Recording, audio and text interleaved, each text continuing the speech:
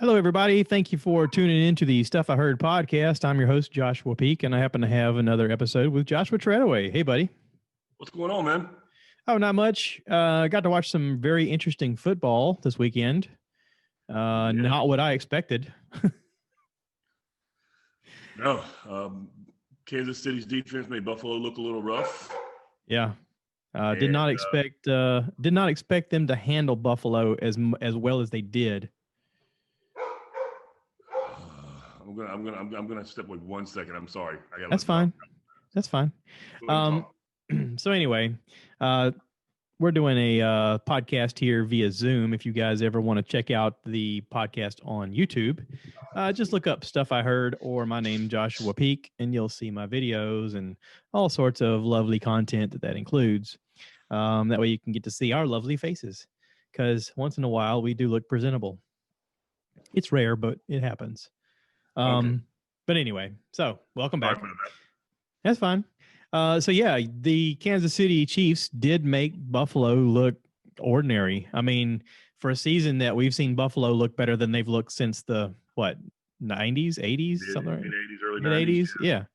I mean, this has been one of their best teams, and they showed a statistic during the game that Josh Allen threw for 10 touchdowns like 3 years ago, 20 touchdowns the year after, and then 40 touchdowns this year. And it's like, so if the numbers are skewing right, then he should throw 80 next year, right? And I'm like, God, probably not. Well, but if they go out and get somebody to catch the ball outside of Stephon Diggs, maybe so. I mean, yeah. I mean, they're just missing a few offensive weapons. Their defense still look good, even though, I mean, look, let's be honest. Kansas City's offense is just high-powered, undeniable.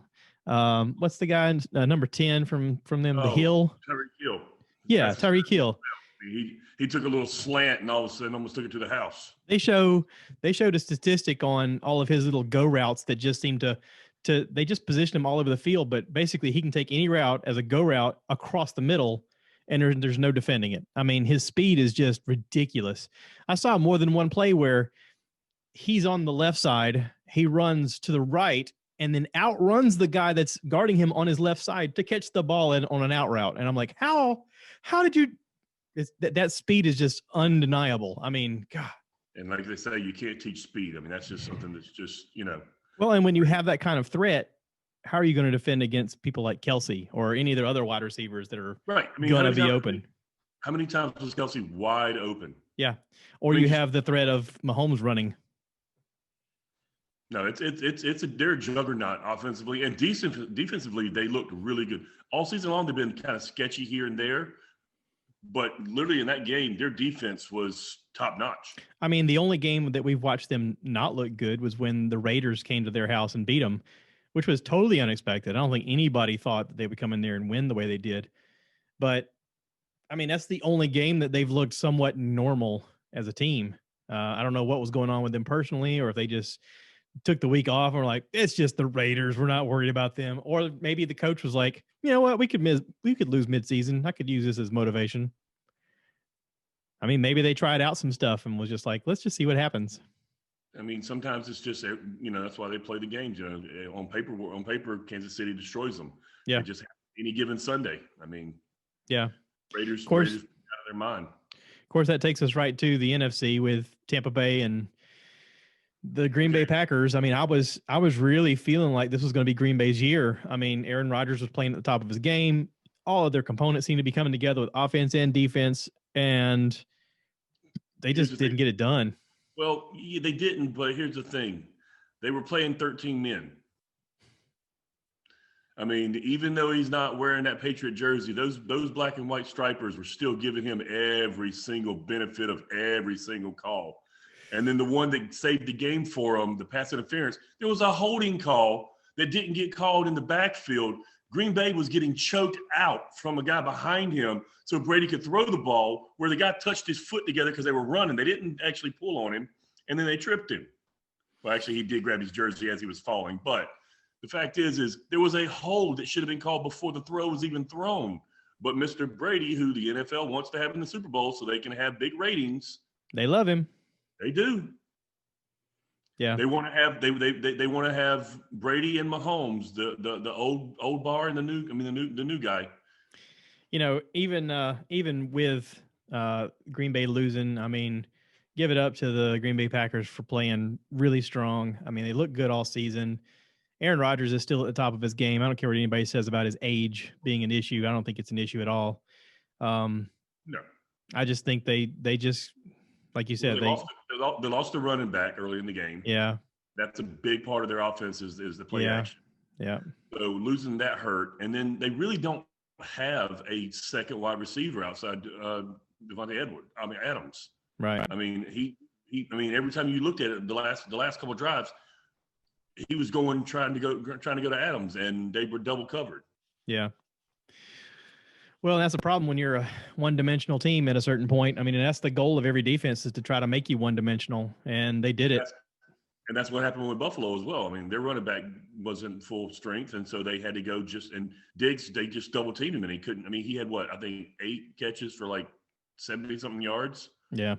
And that was at crunch time because they had to throw the ball later on. But, I mean, before that, he had like 6 catches for like 18 yards. I looked at the screen when I was at work, and I was like, they're covering Diggs. And if they cover Diggs, they've got nobody else. I mean, they've got what's his name they got from Dallas? I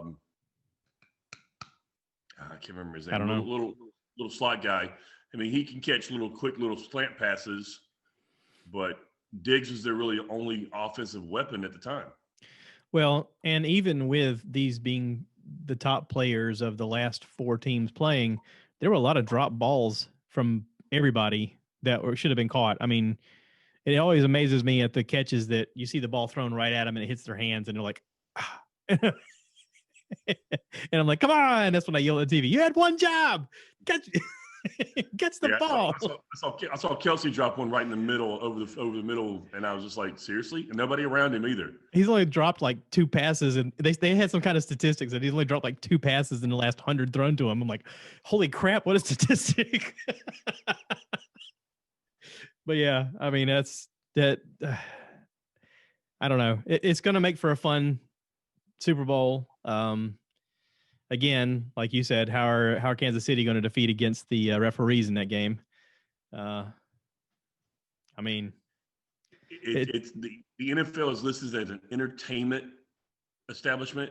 It is as the same as the WWE is. So like they protect their investment. So they did the same as the NBA, the same as every other sports team out there. It's all entertainment. They're selling you entertainment for advertising space. They don't realize it yet, but they're just NASCAR drivers that do fancier stuff. I just think with football, it's a lot more easy for them to kind of control the flow. Yeah. Of course, we did hear about the big scandal with the NBA where that referee came out saying, oh, yeah, we adjusted the game to make our points so that our bookies could make our money. And it's like, oh, well, without doubt. I mean, I'm sure that's in all. I'm just saying with football in general. See, basketball, they do it more like right around the end. You can always tell, kind of like, because it's always just, little touch fouls here and there they can call. NFL can change a game anytime they want with a pass interference call. Yeah. I mean, that's been one of my biggest things about the NFL. Again, why college to me is better because pass interference in the college is 15 yards and first down. It's not 80 yards down the field on the 1 yard line. Yeah, but there is a lot more money to be made in college because the players are getting robbed. I mean, well, yeah, it's a farm team and they're just getting used. Well, yeah, I mean, we were discussing that with somebody else. I don't remember who I was discussing it with. We were talking about the fact that they're getting ready to hopefully start doing that pay-for-play college thing, which will allow hopefully in EA Sports to bring back NCAA football because that's the game I miss the most ever. Well, not only that, but I mean, athletes across the board, are not able to make a living because they're having to practice so much and play games and be ready, and they're told they can't make money outside of the football, or outside of whatever sport it is, off their name or their jersey. There's players who get in trouble for like trading somebody their jersey for favors for haircuts. Like the Ohio State guys who sign footballs and stuff for free tattoos. Right. Or, there was a big scandal back when USC had the big come out in Southern California saying, oh, yeah, that's where the money is. That's where we're all going, back in the Reggie Bush scandal area of, that whole thing. saying that they all got paid big bucks to go play at USC. And it was just one guy mouthing off who kind of opened up the door for a lot of people knowing what was going on. And I guess he was just so dumb he didn't think anybody was listening. But then, of course, you also got the Ed O'Bannons that kind of did their research and did, the studies and see how much money the NCAA is making off of these players, and these players can't make anything out of it. Yeah, it's a crime. I mean, really, it is. I've been on both sides of the fence on this because I always try to look at an argument and then debate it from both sides to see the points. And if for anything else, it gives me sort of an understanding of why someone would be for it and someone would be against it. And I don't think enough people do that whenever they're contemplating an issue. But really, I mean, that was one of the first times that I had taken sort of a hard stance on feeling like it was a crime, but it was also something that was hard to fix because a lot of that money then goes to the school, which then also supports all these other sports for people to play. I mean, a lot of people don't talk about it, but football basically pays for everybody's program within their school. I mean, you can't have your chess team go and play and make money. I mean, or your diving team, but you're getting money from your football team in order to have all that other stuff happen. I mean, your football kind of generates the money for all of that. Right, and I get it, and they're always and there's always they're getting a free education, so that's part of their payment. Yeah. At the same time, I mean, if you don't give them some kind of something, someone offers them a free meal, they're going to take it. Well, yeah. That's NCAA infraction. The rules for the NCAA need to be really looked at and adjusted. Well, like I had to take an ethics thing one time online about, is this seen as legal or is this seen as what was the terminology? Is this a perk or is this an infringement or something like that? Something having to do with, the questionnaire was really hard to understand. It was like, if you got tickets to the Friday night game and you give them to a customer, is that considered legal or is that considered like you just being friendly? So there was all kind of like ethical questions about the ethics of whether or not you should legally be allowed to give customers things, or is it like a quid pro quo type situation where you're expected to get something back in return? Well, so, I mean, it is, but it's also kind of not mentioned. It's kind of like a understood kind of thing. When Christy gets her tickets from the U.S. Foods people for the Gamecock games, it's understood that they're doing it as a favor to her because she does good numbers for them. But at the same time, it's also kind of understood that she's going to order some, more product. Allegedly. We don't know that for sure. We don't know that for sure. Allegedly that happens. Yeah.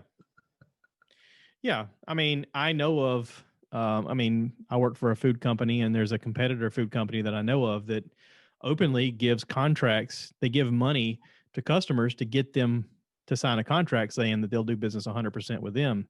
So let's just say that you own Josh's Cafe. Okay. And this company comes up to you and says, hey, we'll give you 10 grand if you sign up for us. And you go, well, I could really use 10 grand. And you're like, all right, so what's the catch? Oh, nothing. You just do 100% business with us for the next year. And we'll be happy to have your business. And you're like, okay. So the average person who owns Josh's Cafe is not going to think about the fact that they're going to get their money back and they're going to make a profit. So when you start getting your first order, you go, okay, so these are some new packages. I got to get used to them, whatever. We'll figure out which items to get. But you start noticing on your bill, hey, I'm paying like 3 times as much for this as I used to. Well, yeah, because they got to make that 10 grand back. Now, most people will do that and they'll go, well, that's fine. I understand. They're trying to make some money back. That's fine. Whatever. I got my 10 grand up front. And that's what I really needed because I needed to update my cooler or I needed to pay my hostess for blah, blah, blah, whatever the situation is. People are creatures of habit. So they'll get into that and they won't change anything. They'll just keep everything going like it was before. And they'll just keep trucking right along. So that year passes by and somebody else comes in and says, hey, we'd like some of your business. He goes, I signed a contract with these guys. Even though it may be over a year, they forget about that fact. So I don't know. I don't know the legality of that or if it falls under the contract situation. But then, I mean, you may have a situation where an unscrupulous company comes along and says, hey, I got tickets to the Masters. If you guys want them, I mean, winky, winky, come help us out. And I mean, there's all this questionable stuff that happens, and that's just on the corporate side of things. I mean, for sports, there's all kinds of avenues where you have athletes all across the board, and you can't monitor everybody what they're doing. I mean, like you said, if you got a guy who's struggling to pay his bills, or let's take it another step. Let's say you're women's basketball, okay, and you may be a star on women's basketball, but I mean, they're not getting a lot of money for their sport. They're getting their money basically from college football, but they're out there playing a sport. They're trying to make a way. Most college athletes will never make it into the professionals, and even if you do, there's a very slim chance that you'll make it past a year, no matter what the sport is. So you're a college athlete, female playing basketball, and someone says, "Hey, I really like watching you guys play. How about a jersey, and I'll work you out a deal in this car." I mean, yeah, sure. How do you monitor that? How do you say no? I mean, there's a lot of stuff that you're like, hey, that sounds like a good deal for me, because it's kind of a win for me and a win for you. Yeah, I mean, and technically it is a win for both. It shouldn't be an infraction, but unfortunately, in today's rules and regulations, it is. And a lot of that stuff I think has to go back to gambling and how a lot of people have this puritanical view of how it's not right, and it wasn't right for a long time because it was controlled by the mafia. I mean, we always remember the Chicago Black Sox. I mean, the big scandal of the World Series of them throwing the game, but there is that portion of it that does leave a bad smudge on the game, and it always throws back into question whether they're going to one day forgive Pete Holmes or Pete Rose and give him a pass into the Hall of Fame. He won't get in while he's alive. They will never let him in while he's alive. Do you think they'll posthumously induct him and I think posthumously he'll get in eventually, but they will never let him in while he's alive to be able to accept the Hall of Fame nomination. I truly believe, and it's a shame. I mean, look, the guy made some major mistakes in his life. Did he gamble on baseball? Yes, I do believe. Did he gamble on his own games? Yes, I do believe he did. But the Hall of Fame is for what you did on the field, and there's no doubt in our minds that he is one of the greatest baseball players that ever played the game in our lifetime. Well, not only that, but like he openly admitted it. He's like, "Yeah, I did, and I gambled on myself to win. Like I was." Right. He said he says he never gambled on himself to lose. Right. And I disagree with. That's where I think he's lying, because he knows that if he does that, then he tarnishes the game and his heritage. But that's fair. I do think he did. That's why I think everyone believes that he did as well in the writers in the Writers Association that vote for the Hall of Fame. That's why he will never be able to see it and be able to accept it while he's alive. Once he's gone, I do believe they will posthumously put him in the Hall of Fame, or with an asterisk mark, with like an asterisk. Saying, yeah, he did steroids, but look at all the home runs he hit. Right, but see, now that affects the actual game on the field. What Pete Rose did not affect the game on the field of his play. Now, his coaching, maybe so, but I don't think he went up there and struck out, because he can't win or lose the game by himself. Now, as a manager, he can adjust things here or there, put a different pitcher in, that kind of thing, where he could adjust the actual game itself, and he could set himself to maybe lose a game because it's not going to hurt him in the standings, but it'll help him in his booking. But playing the game, I think he played the game wholeheartedly, 100%. Yeah. Oh, yeah. Just watching him play. When I was a kid watching him play, I was amazed at him. I mean, without the tarnished record, he has the record for the most base hits? Most hits in a game in baseball for a career. Yeah. Incredible. Just incredible. Yeah. Speaking of real quickly back to, I got in my head, did you ever see the South Park episode with the Crack Baby Basketball Association? No. If you get a chance, look that one up. Crack Baby Basketball Association? Crack Baby Basketball Association. The conversation we just had about NCAA football and how that they're basically being used, they touched on it so well. You will probably text me or call me after the episode just out of the conversation we just had. Okay. I'll make a note. I'm writing it down. Okay. Crack Baby what? Crack Baby Basketball Association. South Park. I don't know if that's the exact name of the episode or how you can look it up, but it's the episode is based on that whole idea. So I'm sure that you can find it using that information. But Okay. watch that and then think about the conversation we just had and why that popped in my head. I'll look it up. All right. So real quickly, on a second, did you watch WandaVision yet? I did. I watched the first two right after we had our conversation. And then I watched the third one on Friday when it came out. I watched it that morning. Do you want to comment on it first?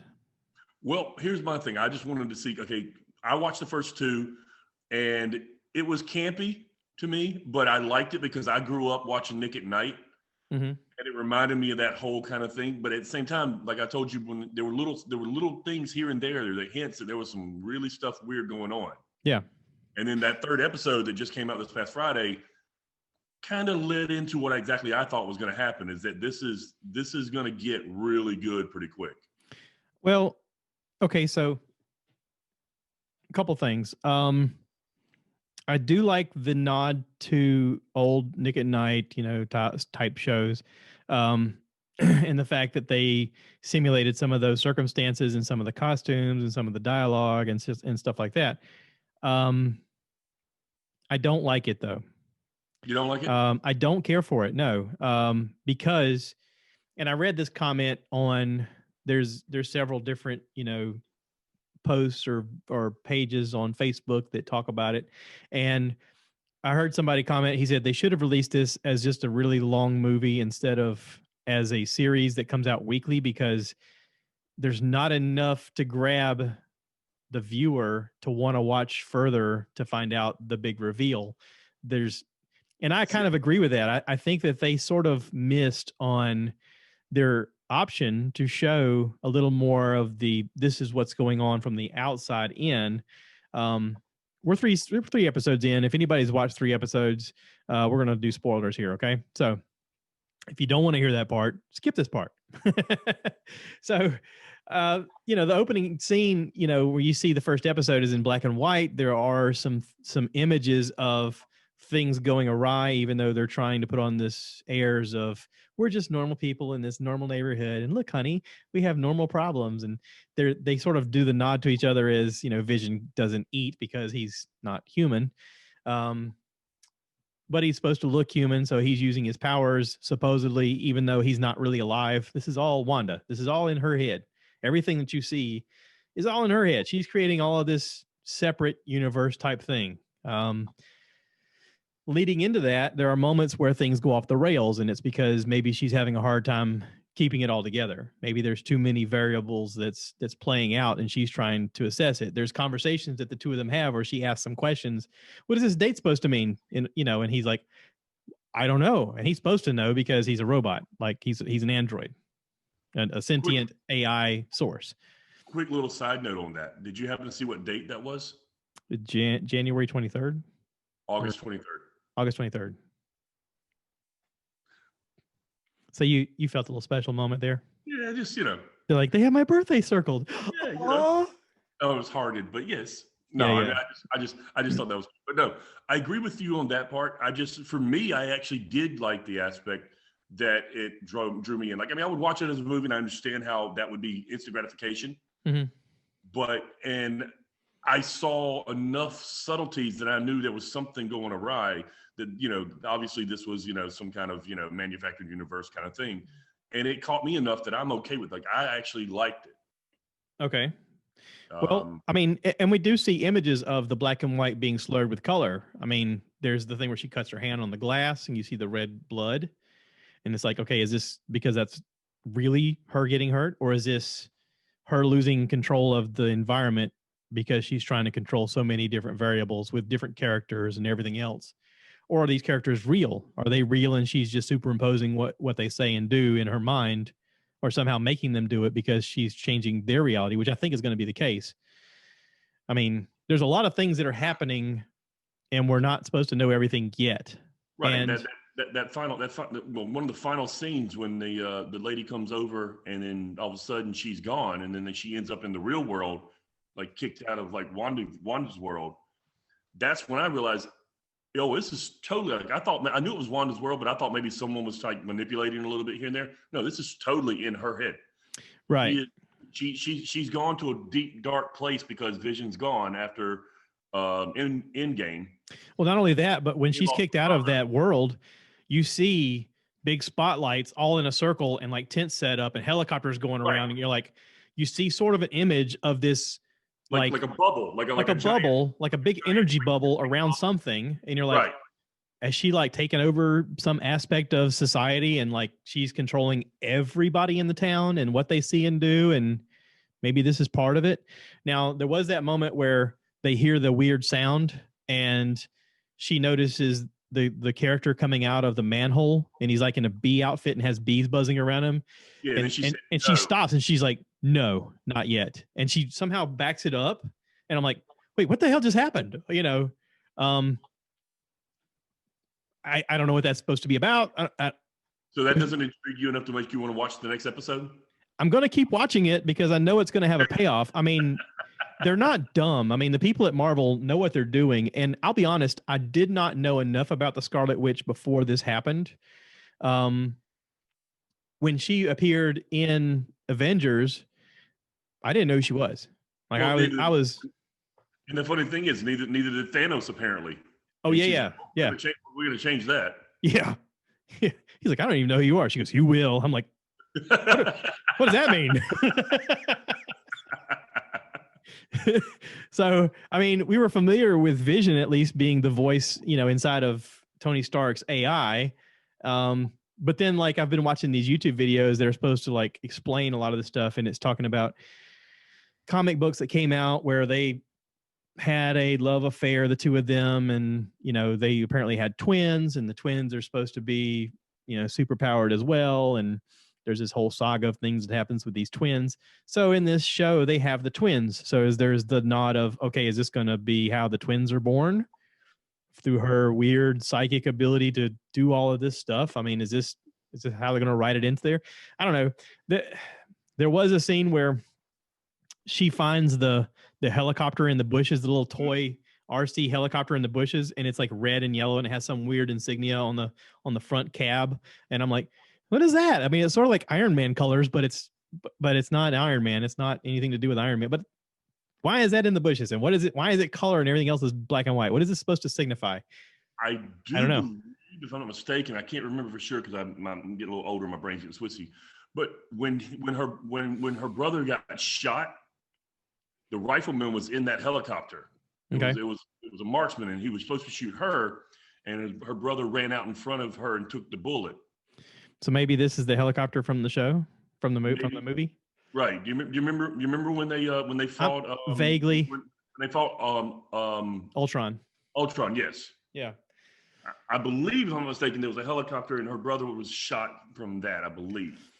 I mean, so far, I don't like the show. I mean, my wife's asked me. She's like, you like it? I'm like, no. She's like, hey, are you going to keep watching? I go, yes. She goes, of course you are, because. I mean, I'm an optimist at the most. I mean, I'm like, come on, this has got to pay off somewhere. But also, like, again, Marvel, the people working there are not dummies. I mean, they're going to make this have a payoff at some point, and they're going to be like, oh, this is what it was all supposed to be. But I agree with that one guy who commented and said they should have released this like all at once, or, you know, had it as a really long movie so they could just show you everything. Because this week-to-week thing is going to lose audience watching it. I'm okay with it. Which is another thing. I'm one of the few, I guess, that I like the concept of it. I like the fact I don't necessarily need instant gratification. I don't necessarily need to binge watch, you know, a show all the way through right at the beginning just so I can, you know everything's going on. I'm okay with going from week to week, you know. Yeah. You know, granted, like The Mandalorian, you know, each episode kind of like was a little mini series, and so you know, you knew at the end of it there was still more coming, but you had a beginning, a middle, and an end. Yeah. This doesn't have that. Yeah. Yeah, and that's a good point. I get that concept, and a lot of people, especially your younger kids nowadays, they're so used to instant gratification that they're not going to probably watch the rest of this, or they're going to wait until it's over and then watch it all at once. But it's also going to throw off your average viewer who don't know any part of it, like me, who's just watched the movies. They're going to start watching it and go, I don't get it, and they're going to stop watching. I mean, I know that one of the things that Netflix, Amazon, Disney Plus, HBO, all these to all a carte type programmings are struggling with right now is keeping an audience, because a lot of times people will sign up for a service, they'll watch the show, and then they'll quit. Like they cancel their service, and they're like, we're seeing a huge, I read this online, they're seeing a huge influx of subscribers and people who drop them as soon as they finish a series that's considered popular. I mean, that happened with HBO with Game of Thrones. Game of Thrones, shot their stock through the roof, and it was at the time the most pirated show on TV. But then once Game of Thrones went off, their subscription rate just went. I mean, well, Disney said the same thing. Yeah, Disney with Mandalorian. So like that's the reason why they decided to wait another season and bring it 2 seasons, and then throw in this now, and then next comes the Book of Boba. There's gonna be a lot more stuff because they realize that they're gonna. And that's the reason why I think they're doing it this way, is that they're keeping the subscription instead of releasing it all at once, and everybody watching. And we're in a position right now that we signed up for a 3-year deal ahead of time because we're Disney card holders. Our Chase Visa is tied in through Disney for our points, which we have a trip plan because of the points. But anyway, there was a special offer that said if you sign up for 3 years, it's basically like $3 a month. And my wife was like, hey, $3 a month, and they just bought Star Wars and they're going to have Marvel. And I was like, sounds like a deal to me. Yeah.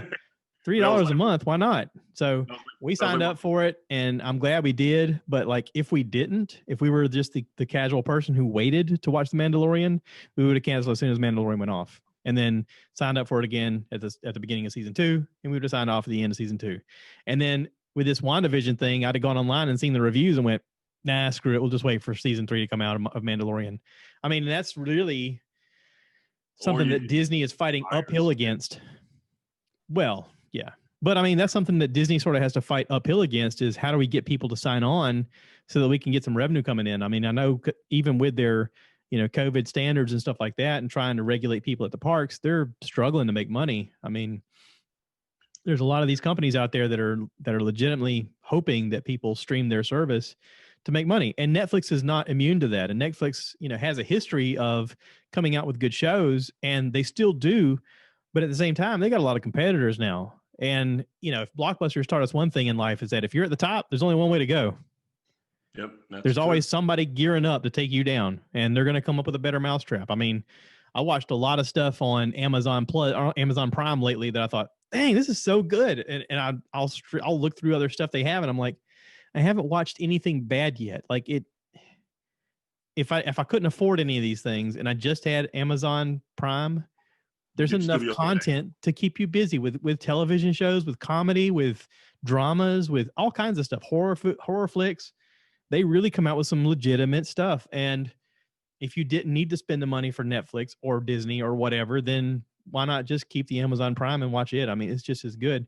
We're paying for YouTube TV, and they're going to show a huge decrease because as soon as the Super Bowl's over, they're out of here, buddy. that's why they're. If you look, all the big networks are doing game shows now. Yeah, game shows back to prime time. Well, and there's more than just that reason.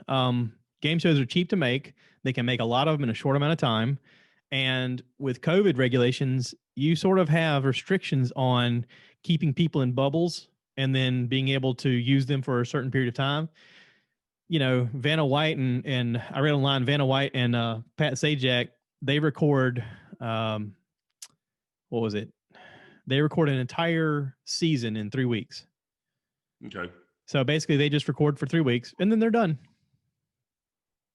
Well, I get that. I get that too, but I think a lot of it's, and it's definitely COVID has helped. But I think with all the platforms like Netflix and Amazon Prime and all that, with all the new content coming out, yeah, they knew that they can't compete with it, especially being blocked by censorship of. They got to save money as much as possible. Well, on top of that, they can't show any. They can't curse a lot. They can't do anything like that. So they're limited on what they can put out. So the game show is what they're doing, and then. They see, the Masked Singer. So all this stuff's working. So they're like, okay, people still like game shows, and they're not watching. That's when they're not watching Netflix or Hulu or whatever. So they went back and they're rebooting like all these old game shows. Yeah, and plus these other channels are realizing, other services like Hulu and stuff like that, and Netflix, they're realizing that reality shows still work. So they're having like competition type shows that come across. And they're hosting them on their network. They're like, hey, why not? We can make this way cheaper. We don't need a big production. Are Are they doing so? I haven't noticed any others. Yeah, they've been doing them on their shows. I mean, Netflix has got a lot of those cooking shows where they compete in these bake-offs and pit boss masters and stuff like that. Yeah, all kinds of cooking. So they brought those shows too. They didn't create their own content. They just brought those shows to No. content. They're creating their own content, but it's easy to do. Most of those shows exist already. There's a lot of these shows that, I mean, they have their own spinoff name to it, but it's just basically the same show, just recycled into their theme. Okay. Yeah. I noticed last night on a commercial, Paramount is doing a plus channel kind of thing, Yeah. And they're doing live sports. So all these other companies are picking up live sports. Yeah. Like apparently the national championship game for college, it was shown on Nickelodeon. Yeah. Yeah. I mean, they did a kids version. My wife was astounded that the college national championship game was on ESPN and not like one of the big four. She's like, what if you couldn't afford ESPN? Like, you go to your neighbor's house. I mean, yep. Or you don't watch it. I mean, that's the option. They paid for that money to be able to carry it, and they're allowed to. I know I've been saying a lot here, but I do want to talk about one show that you're probably not watching that I want to push a lot of people to watch because it's fantastic. I did not expect it. It's on HBO, or what they call HBO Max now. It's called The Flight Attendant. It is Penny from The Big Bang Theory, Katie Coco. She apparently bought the rights to this book. It was a book that's apparently been on the bestseller list for a while, and they created a show about it. And it's 8 episodes. They're about an hour long apiece. It's amazing. She is a party girl stewardess who wakes up in bed with a dead guy, has no memory of what happened, but she's freaking out because she's in like Bangkok, and she's like, oh crap, oh crap, oh crap. Like his throat is slit, and you're just like, oh. But she panics to try to get out of there, and in the process sort of makes herself look guilty in the process. And she has these daydreams of talking to the guy, and she's trying to remember conversations they had, but she got so drunk she's having a hard time remembering any of the details. And it is amazing. Rosie Perez is in it. She plays like one of her friends and a flight attendant as well. She's got her own kind of stuff going on. She's got a best friend who's a lawyer that you realize along the way sort of works for the mafia. There's a lot of stuff that goes on where you're like, wait, what? I mean, the action is intense. The storyline takes you places you wouldn't expect. Visually, it looks very impressive. If you ever wondered if this chick can act, this is her holy crap she can act movie. I mean, show. It's a show. Amazing. It's called The Flight Attendant. I highly recommend watching it. It's probably the best thing I've seen in a while. It's pretty good. Okay. Yeah. I'll at least watch an episode, try to give it a shot here. Okay. So that was my winner of the week. You got a winner of the week? No, I basically have just done my usual. I watched WandaVision, and then we catch up a couple shows here and there. I've got a loser of the week. You want to know a loser of the week? Loser of the week? Yeah, go ahead. Okay, this is a total garbage show. On Netflix, they came out with this, how everybody's doing these fantasy shows with witches and the devil and, Witcher, wolves Lucifer. Yeah. So there's a lot of them that are pretty entertaining. Well, Netflix came out with this one called Fate, the Winx Saga, Winx Saga. It's about fairies going to fairy school, like Hogwarts almost. Thumbs down. Garbage. It is a garbage show. Now, the special effects are pretty cool. Like that in a long, long time. The special effects are pretty cool. There are some characters in there that are pretty to look at. I'll tell you that. But the show is garbage. It is so awful that it's almost humorous how awful it is. I mean, I want people to watch it so they can go, man, what a pile of crap that is. It is really bad. Really bad. really, really bad. I kept trying You to find haven't. an analogy because I was like, I got to figure out some way to like class this up or say it in a way that's not just garbage. But I couldn't come up with one. I really couldn't. I was like, Garbage is the only one that fits it. I was like, is it Nick at Night falls in love with Maybelline, and they go, I got an idea for a show. I don't I don't know. It's garbage. All Oh, right. it That is. is that It's is the the first biggest pile of garbage I've seen in a very long time. that's the first time I've heard you say something so bad about any show ever, to the point where like you literally can't think of another word other than garbage. It's garbage. It is. It's the Alan of Dr. Moreau of TV shows. Yes. Alan of If Dr. you Moreau mix TV Isle of Dr. Moreau mixed with 90210. Oh, now I'm guilty. In college, I did watch me some Oh, 90210. God. I got it, but Garbage. it, So that was my garbage wow. of the week. I did I got my brother-in-law is big on Letterkenny. I don't know if you've ever watched Letterkenny. I haven't watched it, but I've heard about it as well. Okay, so Letterkenny is not easy to watch because it's Canadian accents and it's very fast, almost British type humor, but it's Canadian. So it's you know, there's some French in there because Quebec isn't far away. But Letterkenny is basically, it starts off every show and it says there are 5,000 people who live in Letterkenny. These are their problems. And it introduces you to a family, this guy named Wayne and his sister and his best friend and his other best friend. And they farm, they do chores, they raise dogs, they drink, they fight, and they have friends, and their friends are really messed up. They got, and this is their small little town, and it's not long before you meet everybody in the town, and it's super weird and it's super funny, and my wife hates it. And I haven't decided yet because I've heard about it. I was told it was kind of like a Canadian version of Trailer Park Boys. To me, it's a Canadian version of real life South Park characters. Okay. So my wife hates it, and I love it, which should tell you you'll probably love it. It's not Wayne good. It's different, even though there is a character named Wayne. But it's so humorous to me. And then every once in a while, there's people that I know on Facebook who'll comment a slogan from the show. They have a lot of catchphrases, and somebody will post a catchphrase, and we'll start texting each other back with catchphrases from the show, and we'll just go on and on and on because there's a lot of these little one-liners you can throw out there. But they have a lot of pun humor. They love sitting around the table or sitting outside and coming up with puns about things. And it's just, the humor is so fast. Sometimes I have to watch it and go, wait, I missed one. Rewind that. I have to rewind it and hear it back again because it's so funny. So anyway, there's like 9 seasons out. Oh, wow. It's incredible. It's really incredible. All right. Well, the lady left for 2 days to go up to Greenville to see some friends and her daughter. So oh no, I lost your voice. Wait, where'd you go?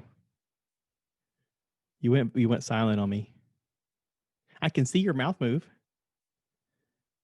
Did you press a button? Oh no. Oh no. Oh no, no, no, no, okay, no. There you are. Hey, you're back. I don't know what my internet one said it was unstable. Sorry about that. Oh. But yeah, so she's gone for a couple days, so that'll give me some time to check out something like that maybe. They're quick episodes. They're on Hulu, but Hulu has commercials, and I hate Hulu because it has commercials. And although, thank you, Charles, for your password, because I wouldn't have found Letterkenny if it hadn't been for my brother-in-law going, "Hey man, I like this show. I want you to watch it. Here's my password." So, Okay. thank you, Charles. He's also the one who gave me the HBO Go password so I could watch anything. I mean, he didn't really tell me watch this show, but I just happened to find Flight Attendant. So, but yeah, Letterkenny is stupid humor. They're short episodes. They're like 23, 24 minutes long, but it's so good and so stupid and so wrong in so many ways, and I love it. So, I'm in. Right. On a quick side note, I'll open up my Facebook today, and you know what today is? The 25th of January. Today's Today's the day we went to see. Sitting in Atlanta, the whole world changed a couple weeks later. We saw Joey Diaz in concert in Atlanta at the Tabernacle. The picture of us sitting at the restaurant Yeah. popped up on my Facebook today. Yeah. I saw that this morning. I was like, oh, that was a year ago? We didn't even know the world was going to end. I remember us spinning the wheel of death to find out what Greg was going to drink next.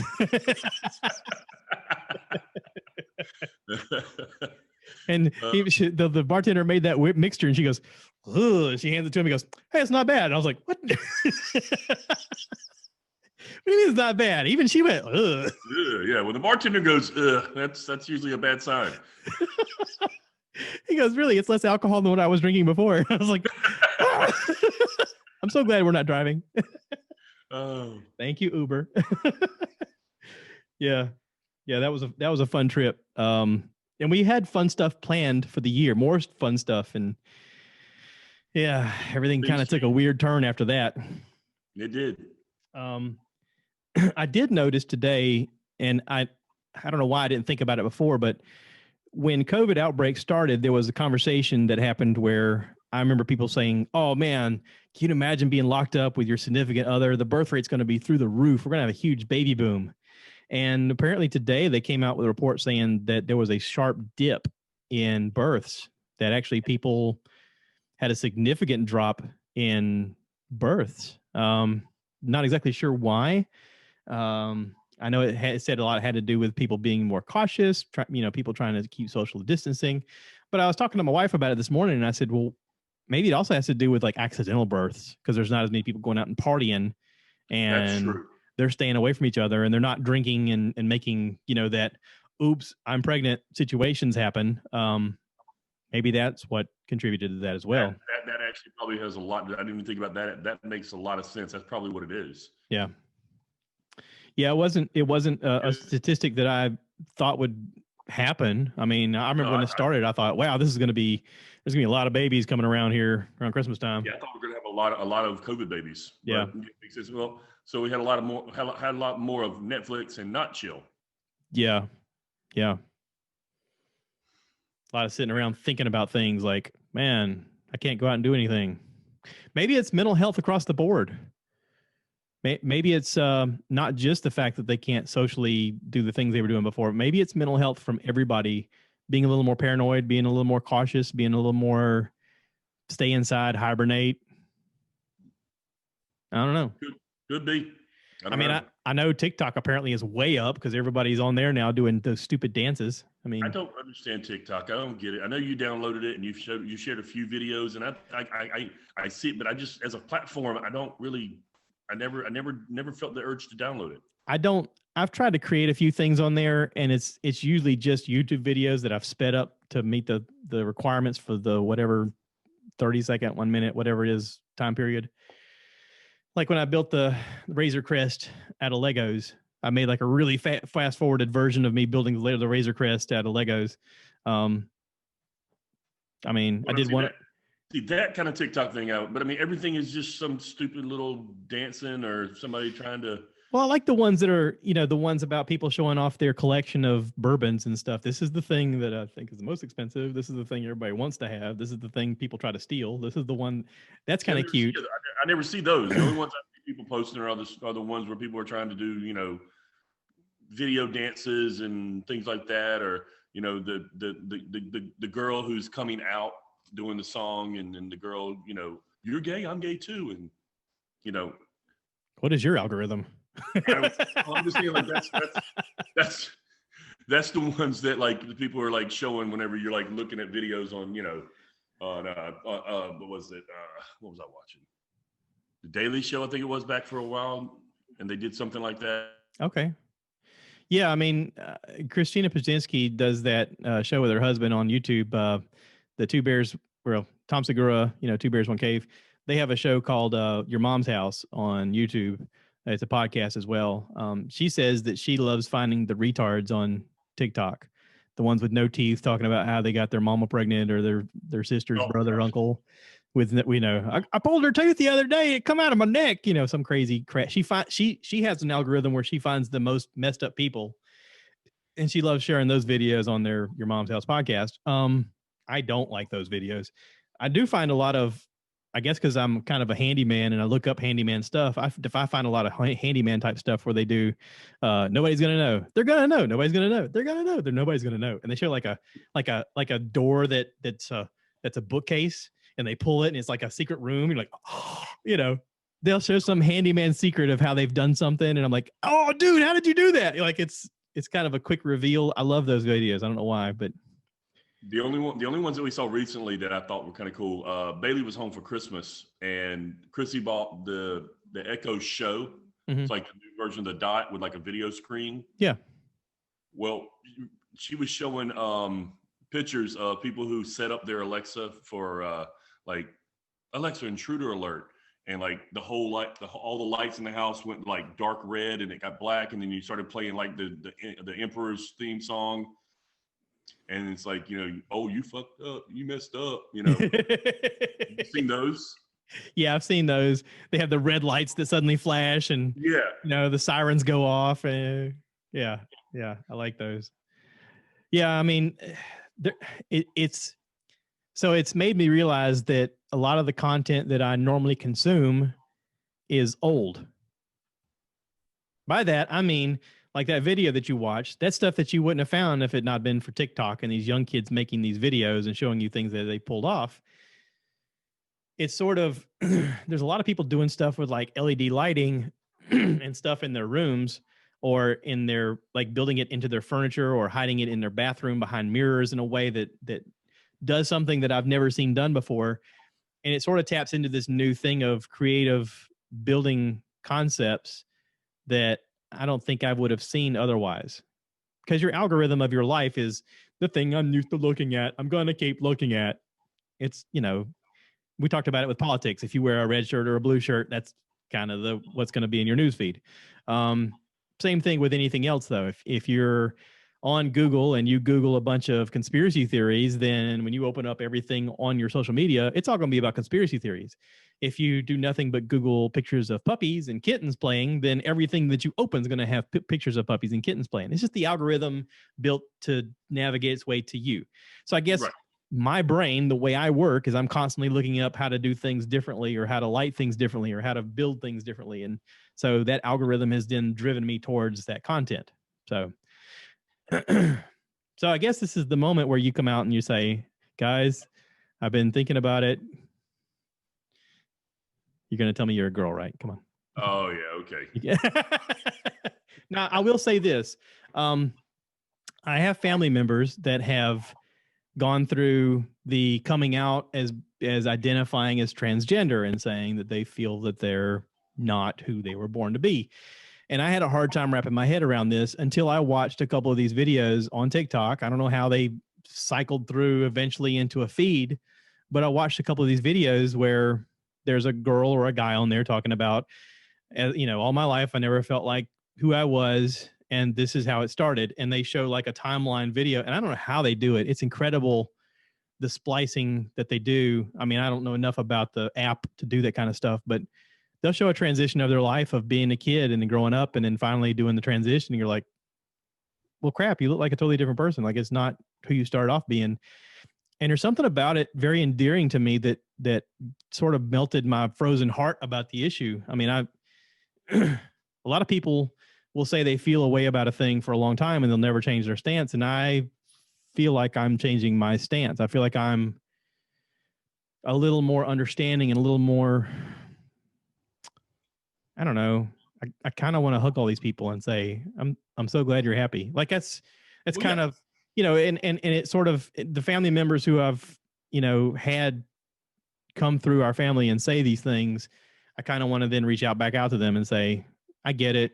I don't know the right pronouns to use. I don't know how to treat you differently than what I know you as for all these years of our lives together, but I'm going to work on it. It's not in any kind of disrespect to you. Right. This is something, kind of new. Right. So, when we were younger, I sort of got in trouble with one of our good friends, Rodney, because he came to visit me when I was in the Marine Corps in California. And he was like, hey, let me take you on a tour of the area. Have you been around? I was like, I've been nowhere. I've been to this base and that's it. And he's like, well, let me take you on a tour. And he knew a little bit about Los Angeles. And so he took me for a drive and we were driving around and we were literally on the 5 in downtown LA and it was at night, and I don't know, something in my brain said, let's not think it in silence. Let's say it out loud. So I said, hey, Rodney, listen, we're best friends. I love you. Nothing's going to change the way I feel about you. I just want to know, are you gay? And he was like, what? And he like almost wrecked us on the 5. And I was like, I'm sorry. You can tell me if you are. It's not going to change the way I feel about you. Like, I don't feel like you're ever going to come on to me. Or he's like, no, I'm not gay. And I was like, okay, well, I was just asking. I was like, I'm at the time, I'm like 22, 23. We're both 22, 23. And I'm married with 2 kids. And he's never, as I knew it, had a girlfriend or been interested in a girl. And I was just like, I don't know. There was some stupid part of my brain that was like, if I'm being fair, I need to ask more questions. I guess that was the beginning of my life of asking questions to people around me other than just assuming things. And we all do that. We all go through life just assuming things is what we see. We don't ask questions. And I know that I've been brash and arrogant and ignorant a lot, assuming things about people and not asking enough questions or not listening enough. And that was sort of the beginning of my time period where I wanted to ask questions and learn. And so asking him, while it offended him, it wasn't meant to be an offense. I was legitimately trying to tell him, listen, I love you no matter what. And he was like, no, I'm Filipino and I'm Catholic. Like my family, it's been drilled into my head that I have to get a career before I even entertain the idea of a girlfriend. Like there's no option. I'm not supposed to have sex before I'm married. I'm not supposed to even establish anything until I get a career established. And I am just now getting out of college. And I was like, okay. I didn't understand that though. I was an idiot. And that's not an idiot. That was just a different. Look, when Rodney and I stayed in Cookville, mm-hmm. many of my friends asked the same question. Yeah. They didn't understand. They didn't know. I had some people ask if we were gay together. Yeah. Yeah. I understand that. And a lot of people are still trying to figure out things. And sometimes we say things out loud that we don't necessarily mean as being hurtful. Some people do, but like I've been out before. What was it? When I was dating my wife at the time, Greg had come to town to visit and we were supposed to go out and sing karaoke. So I get to the place and I'm trying to set up a table and I'm looking at the book and he comes in the room and I'm like, hey buddy, we're sitting around talking and stuff and we're having a good time and people see us having a good time. And this girl comes up and she's like, hey, I just want to know, are you guys gay? And I was like, what? She goes, we've been over here the whole time. You hadn't hit on us. And I'm like, well, I have a girlfriend and he's married. Like, no, we're best friends. And, oh, okay. And I was like, that's a weird question to ask. I don't know. Maybe that was about their self-esteem, not about you guys. I think it was, but it also sort of nodded its head towards us and me personally because of the things that I've said and done in the past where I thought, well, that was a stupid thing for me to do. Why did I do that? And we all make mistakes and we're all trying to learn. But, again, watching these videos, I sort of realized that I've taken a rough stance on this for a long time and not really taken into concept the idea of who the person is and their own internal struggles of who they are. And I thought, that's unfair. That's really unfair of me. And I need to have a more open mind. Because again, I do have family members who are now coming out and saying, oh, I'm transitioning to be a boy or I'm transitioning to be a girl. And I'm like, what? It's just the shock of the understanding of in your brain, you sort of categorize everything as going, okay, I know what that is. I know what that is. I know that's not that thing anymore. Well, that's the whole point. Is like it's not that you're against it. You just never had it there in your face. Never really dealt with it. So all you've ever seen is shows on TV that made it seem like it was a taboo kind of thing. Right. Well, and it always seemed like it was something that happened to other people in other places. Like it was never affecting me and where I live and stuff like that. Growing up here in our small town of Florence, we knew some people who didn't really come out as gay in high school, but we kind of had a feeling they were gay. And then when they become adults, they're like, yeah, I'm gay. You're like, oh yeah, I know all that. It never changed my relationship with them. But, in watching some of this stuff that's on TV now, and I wonder how much did they struggle? How hard was it for them to just be themselves. And I know that a lot of people get upset about the TV shows nowadays always having an agenda of having a trans person or always having a mixed race person or always having someone with a physical handicap. And I'm like, it's kind of necessary in order for it to normalize the conversation so that you don't think about that person as that as much as you think about them as a person. Right. So, although I still will say this. Caitlyn Jenner did not belong to be the person of the year. No, that was ESPN. They screwed that up. That was wrong. There was a lot of female athletes that deserved the right to win that award that year, and she was not it. No.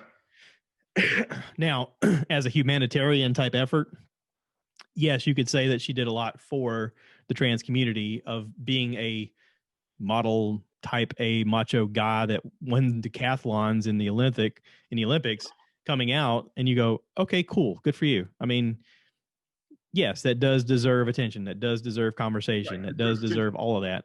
But does not deserve sports no. person of the year. No. But then you ask the question of like Time Life magazine during 9/11, they came out and said that Osama bin Laden was man of the year because they're like, or person of the year. Person of the year. I mean, it's shriek worthy, but it's honest. I mean, that's the part is they weren't necessarily saying, listen, we're happy about this, but it changed the world. I mean, it was the most impactful person of the year that year. Oh yeah. I like the fact that people now can use different type software on their computer or on their phone to make different things as person of the year now. So like this past year, they had Grogu as person of the year. Yeah, I saw that one. or different comedians that put their name up, with them. Like Bert Kreischer had one of him on the treadmill in a Speedo, person of the year. And it shows him running in a Speedo with his shirt off. It's like, I love that kind of stuff, man. I think that's humorous, but there is always the debate of what's right and then what's on your team. Like there's always that team aspect. I asked this question to Greg the other day and I took a picture of it because I saw it on Facebook and I thought, wow, what an interesting subject. And I kind of wanted to get your opinion on it. I saw this on Facebook and it got me thinking. Okay. So I'm just going to read you what it says. It says, for those taking the vaccine, do you feel safer or do you feel like a good person?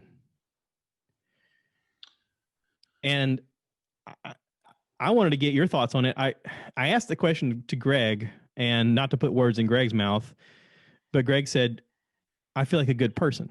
And I said, okay. He goes, because I don't feel that our age group and our physical ability is in the at-risk category, but it does make me feel like a good person to take it, to know that I'm doing my part. He said, now I have to do my part because of my job. I mean, I can't be the guy in charge of, infectious disease and not take the vaccine. Right. That would look bad. Right. But even then, in saying that, I realized that it's being a good person. Right. And I would tend to agree. Basically, I look at it like, okay, as someone who's never taken a flu shot since I've been old enough to take my own choices to take a flu shot, I don't take them. Yeah. But with this, now I am going to wait a little while longer and let all the frontline employees. We'll have to.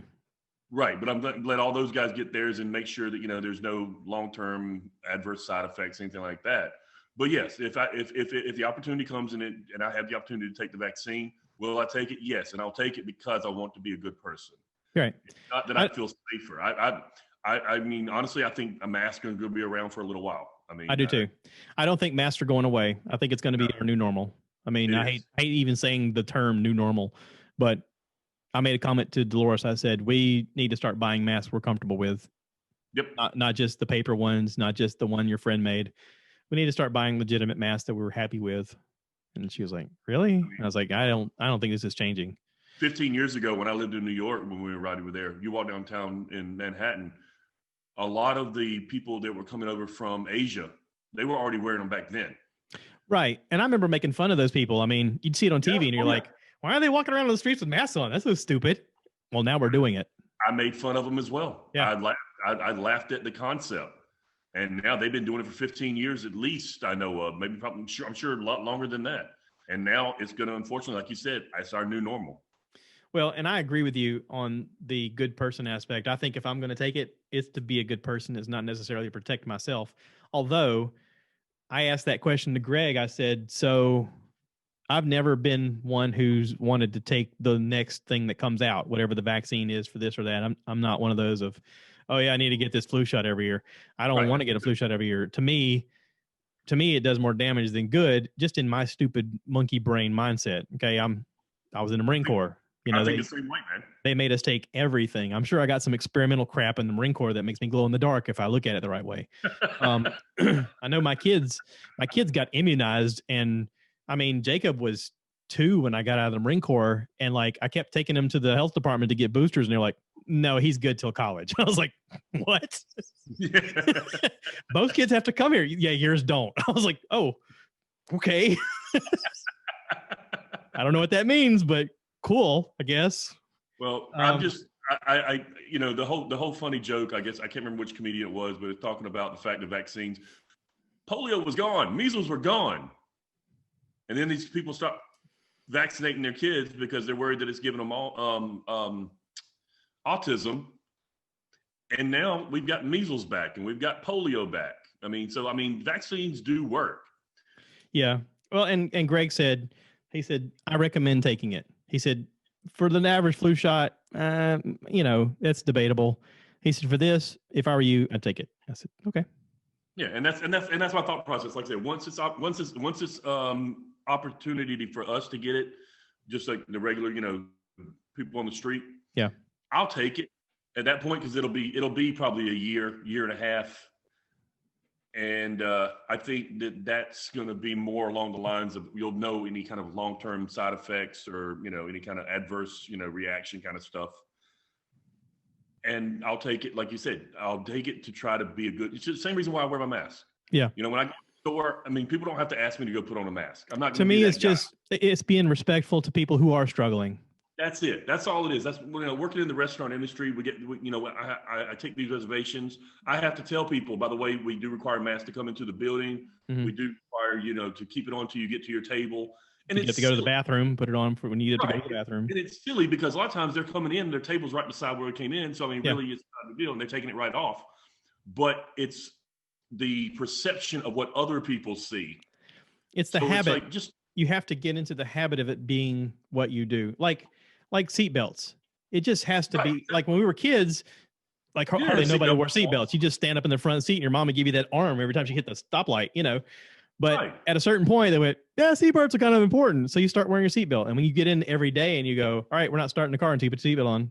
Then you go, okay. And you just get in the habit of it. Like I was in TJ Maxx the other day, and there was a family in there. And this kid was with his mom. And there was a 2-piece bikini that came with a face mask. It was a 3-piece. So it matched. This is going to be the new normal. Like this, you know, it's going to become so normal that not people aren't even going to understand it. Like it's going to be like, what do you mean they didn't have to wear a face mask? See, they're fashion forward. They're thinking about the fact of if we make it look appealing across the board so that it's all 3 match, then people are going to buy it. And you're not going to wear the mask all day, but let's just say you're out on the beach and then you got to go in to some place to use the restroom. Put it on. You go in the restroom. You come back out. Right. But it's just like with the thing, same thing with saying that they started thinking forward ahead, like the car companies did.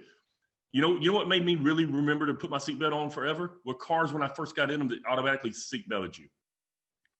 Like I remember the Subaru did that. Yeah, so you never had to worry about putting your seatbelt on. It just did it for you. And so now every time I get in the car, the first thing I think about is putting my seatbelt on because I got trained to think that I can't crank the car till my seatbelt's clicked. I watched the thing on the guys who do Top Gear on the BBC channel. Mm-hmm. They did a special, I guess it was 2005 era, because they were on TV for 20 something years on the BBC. And they did a crash test at 35 miles an hour, a head-on collision crash test with a pylon. So the pylon's not moving. It's just running into it. And they showed how they were increasing their safety standards and that any car built before 2005, the best they could do was a 3-star crash rating. And they said, this is what it means. And they had a car the same car that they took and they wrecked it over and over and over again. And they said, this is your 3-star. This is the best they can do up to this year. This year we have a 5-star, and they showed what that looked like. And then they showed what a 4-star looked like in a crash. And they were like, if you got a 2-star, this is what it looks like. And basically it was the driver was just obliterated. And at 35 miles an hour, just obliterated. And he goes, which do you want to own? And they're like, we've used different car companies. We've used different scenarios. We wanted to show a legitimate crash, what crash test rating means. And you can Google that. You can look up on YouTube at Top Gear crash test rating, and the video will come up. And I was like, holy crap. I'm so glad I have a vehicle that's a 2013, because it is definitely a 5-star crash rated truck. I mean, I would not feel comfortable being in something that's not. I mean, and I say that, and then I also feel like a hypocrite because my dad has a rat rod that's a 0 crash rating. And I made a comment to somebody that I wanted to see if it would go 100 miles an hour. And they're like, you're an idiot. And I was like, okay, fair enough. I mean, if you're on a straightaway, if you're at a racetrack or something, sure. See if it'll do 100. That wasn't my scenario. Listen, I'll be honest. There's enough reckless boy in me that's like, I want to see how fast I can go in this danger thing. I mean, I don't know. I can't explain it. I want to be safe, but at the same time, I don't want to be safe at times. Does that make any sense? That doesn't make any sense. No, it makes total sense. Everything's great until that steering wheel starts doing this, and you're like, oh shit. Well, and yeah, it'll do that. So, but hey, it'd be fun. Until you're like, oh no, that was a mistake. You know, that's always your last thought. Like that's what I thought when I was doing the baling wire thing. I was like, I'll just get this done. And you know, there's that moment where you go, I can't take this back. Like, oh crap. Yeah. But you can't live your life as though you're gonna like something's gonna happen. There's a lot of people out there that are scared to do anything. Yeah, you can't wrap yourself in bubble wrap. You gotta live life. I mean, that's how you learn. Now, hopefully, my incident will at least let people know, hey, when you're handling baling wire, be careful. Put on safety goggles. Yeah. So, by the way, that appointment is Wednesday. I'm going Wednesday to supposedly get the stitches out, and they're going to map the eye, and then you're going to go to the other doctor for the lens. No, the same doctor. They're going to talk to me about options for the lens. So I don't know the time period yet. I won't know anything until Wednesday's appointment, but I'll have an update the next time we get together, and I'll have all kind of information. So we'll do that. Right. I did want to talk about one Star Wars thing before we wrap this up, if you're up for it. You know, I'm never. It's the meme that I sent you. You know, your coworker talks about Star Wars, and 3 hours later, this is you. Yeah. So I'm going to show this picture to you on the camera, and I know you've seen it. It's Boba Fett's helmet. It's probably not going to focus. It's Boba Fett's helmet. Okay. Yes. I see it. And it's Luke Skywalker's reflection of Return of the Jedi, where he's on the. He's on the. You have to send that to me. He's on. Oh, I can do that. Hey, look at the smart guy. Look at you. We live in a day of technology. Man, there's no telling what we could have done if we'd have had this kind of crap when we were younger. Of course, I'd probably be in jail. A lot of trouble. Yeah, we'd have been in a lot of trouble. There'd have been a lot of videos that couldn't be posted. Yeah, no kidding. So what's that red light over there? Don't worry about that red light. That means it's off. Yeah. Oh yes, I did see this one. This is from when he went right before Boba Fett goes into the Sarlacc pit. Right. So that's the view that he saw as Luke was coming across. So if your brain's doing what mine did, you're thinking about that last Mandalorian episode and how he went hyperspace and bounced and didn't see Luke come in the scene. How's he going to feel seeing Luke? We're living. It suddenly made me realize, oh crap, we're living in a time period where we can go hunt Han Solo again. Like he wouldn't be in the Sarlacc pit if it wasn't for Luke and Han, and he's like, he feels a certain way about things. I mean, he went in there and took over Jabba's palace. That's probably what the story of the Book of Fett is going to be about. If you're going to have some flashback episodes of whatever, you're going to have a fast forward version, and hopefully they'll bring in the guy that played Han Solo in the movie. They'll age him a little bit to kind of look like a Han Solo of this time period, because they're not going to be able to use Harrison Ford. I mean, let's just be honest. But how cool is that? I mean, that didn't dawn on me until I saw that picture. I didn't even think about that either. I honestly didn't think about it. I just saw this and thought it was kind of cool. Like this was probably the last thing that his last view before he had to crawl himself out of the Starlight Pit. Yep. Wasn't it him upside or Han Solo upside down and blind and asking for the laser gun, whatever, from Chewbacca? Yeah, because he was shooting he was hanging upside down from the little he was trying not to fall into the Sarlacc pit. A little boat, yeah. Yeah. And he's like, "Give me your gun." He goes, "You can't see." He goes, I'll make it happen. And he shoots. Yeah. That's true. I didn't even think about that. Bubba's going to feel a certain way about that. He's been having a long time to think about it. Oh, he had a long time. A long time. So. Interesting. Now, I actually, now that I see the actual picture here instead of on the screen, I do know exactly what you're talking about. But I did not think of the concept of Boba Fett and Luke being in the same timeline again. Yeah. That's he's gonna have some feelings. Wow. Yeah. I mean, he's not happy about Jedi to start with because they killed his dad. I mean, he's really not going to be happy about this. Yeah. I think it's going to be one of those where like Mando he's going to have a confrontation with Luke. But they're going to have to put differences aside for the good or not, and that's a possibility as well. So we'll see. That's a good one. I didn't even think about that one. See, I knew you'd get a kick out of that. I did. I mean, like I saw the picture and I thought it was cool, but I didn't even think about the concept. Like you said, two timelines being brought together again, or two people being brought together again in a different two catalyst characters. Yeah. Yeah. So anyway, I just wanted to share that little fun with you. That's a great way to finish it off. Because now I know that your brain is like my brain did. It did this hyper mode of like you hear the engines warming up, go. You're like, Did you like the one let's Qui-Gons be bygones? Yes, that was hilarious. That's so funny. I thought that should be the Star Wars Valentine's Day card. That's so funny. I love that. That was great. That was really great. I'm gonna enjoy. Listen, after watching the animated show, and thank you for recommending that. I know you and Alex both were on me about watching the Clone Wars and Rebels. After watching those, I am so looking forward to seeing Darth Maul come back. I'm looking forward to all of these characters that were on there. I really want to see who they cast as Sabine Wren. Yeah. Ventress. I mean, Ventress is going to have to be somebody tall, badass, tall, lanky, scary. I mean, who's the girl that's on the Avengers, the blue chick? Something Gillian, Kristen Gillian, I think is her name.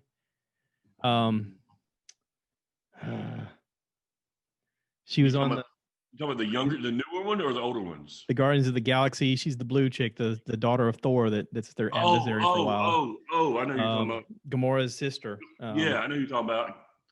That chick is capable, but she's short. That's the only problem. They can do a lot with camera angle and things like that. True. But I'd really like to see them get an unknown. Somebody who's. I think they will. Yeah, somebody who's tall and lanky and has the ability to do the moves. I mean, because it's going to have to be somebody very athletic. I mean, even with the wiring and CGI, just the way she handles a lightsaber, she's got to be super athletic. I mean, it's going to have to be like an ex-pro athlete or someone who's like an NCAA athlete who then got into modeling and then maybe is now doing movies. I mean, it's going to have to be that type of character. I would think maybe somebody mixed martial arts. Okay, except that they're usually too bulky. I mean, the faster ones are usually too small. I mean, well, that's what I'm saying. It's someone who didn't make it to like the full on, Okay. But like they attempted it and tried it, and it just they were a little too female for it to be safe. I'm not trying to but you know what I'm saying, that they were a little too thin, a little too tall, but yet they were really into it for a while. Maybe, I don't know. I would think that kind of style would bring the right type person. I mean, I think the biggest woman height wise in MMA right now, top of her class, would be Cyborg or Holly Holm. I think they're both around 6 foot. but they look like a. But they look a little butcher. They look like a wrecking ball of a person. I mean, right. Well, I'm saying I don't think they're going to go with anybody like too that. Bulky. I think they'll go with somebody who's like, who tried to become an MMA fighter in a professional level, and they just were a little too. It's like, did you see the movie they did about Paige, the diva, from WWE? Mm-mm. With okay, well, there were three girls along with this other girl, and they were all kind of like model types, but they were all doing like all the the preparations and all this kind of stuff. So they were getting pretty badass, but they just didn't make it because they were just average run of the mill pretty girls who had a little bit of athletic ability. Hillary Swank could do it. You think Hillary Swank could pull it off? Ventress? Yes. Yes. All right. I mean, she's a muscular, athletic chick, but she's still got a smaller frame, but she's a hell of an actress. I don't know if she'd be interested in doing it though. I'm kind of curious. Yeah, I'm thinking. How tall is Hillary Swank? She's only 5'6". Mm-hmm. Yeah. Again, you got a camera angle kind of thing. Yeah. I mean, she was really athletic in $1 Million Baby. She's done a lot of science fiction type stuff. I mean, she's got that Netflix show now she's heading to Mars. I forget the name of it. I've talked about it on here. But she's only 5'6". Damn. I don't know. Katie Sackhoff is already cast in as maybe some track and field female athlete, that's really lean. Yeah. Sigourney Weaver's too old to do it. I don't think they'll go with somebody who's a famous person. Yeah. I think they'll bring in somebody new. I've heard them talking about Robert Downey Jr. apparently wants to play Thrawn, and fans are like, no, don't bring him in to play this role. Fans are pissed off about it. They're like, we know he's friends with Jon Favreau because of Iron Man, but no. And I'm like, I don't see him as that guy. I really don't. No, he don't have the accent. I mean, he can fake it for the whatchamacallit, the Sherlock Holmes movies, but you kind of need a British dude, a younger British dude. I was gonna say you need kind of a British dude. I mean, like somebody younger. Maybe what was the guy's name that did 007? The blonde guy? Was he blonde? The guy who's playing 007 now? No. Well, I thought somebody else was Daniel Craig. Is that who it is? Yeah. I mean, he's a Star Wars fan. He was in the Star Wars movie as a stormtrooper. Ray did the mind melt thing and had him drop his gun and unshackle her. I mean, I don't know if that was kind of a hidden moment, but he's a big Star Wars fan. And he's like, I want to do it. I'll do anything. And they're like, you be a stormtrooper? He's like, done. I mean, why not? I mean, if you're a fan, you'll carry the character. I mean, I think he does have a voice that would translate to that. Right, and he has that calm physical presence. He has that calm demeanor presence kind of attitude that Thrawn has. Yeah, and Thrawn doesn't necessarily have to be physical. I mean, even though no, but he looks that way. Daniel Craig doesn't look like he's a physical kind of guy. Right. He looks like your average kind of regular Joe. But Thrawn is more mental.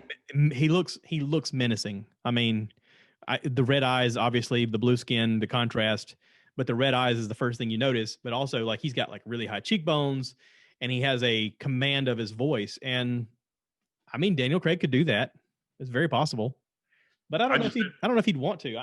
Again, budget wise, I don't know if they could afford to put him in as that, unless he was just such a fan. He was like, I'll do it for nothing. I mean. Well, that's the thing. Here's the thing. Like with Ventress, I think they need to go for somebody who's kind of new and fresh. But for Thrawn, I think they need somebody to draw. Somebody more established. Because your average person who's not a big Star Wars kind of junkie is not really going to know who Thrawn is. Okay. And Thrawn is a major character in the next step of this iteration of Star Wars. Well, listen, let's put this out to the fans. Okay, if there's anybody listening, what's your opinion? Give us your opinion of what you think. Who should play Thrawn?